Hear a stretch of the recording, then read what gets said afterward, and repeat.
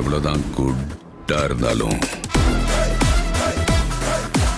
இந்த உலகம் நம்மள பேட் ஆக்குது.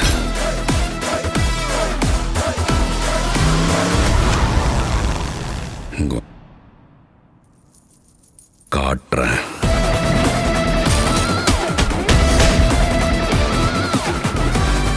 வாழ்க்கையில் என்னெல்லாம் பண்ணக்கூடாதோ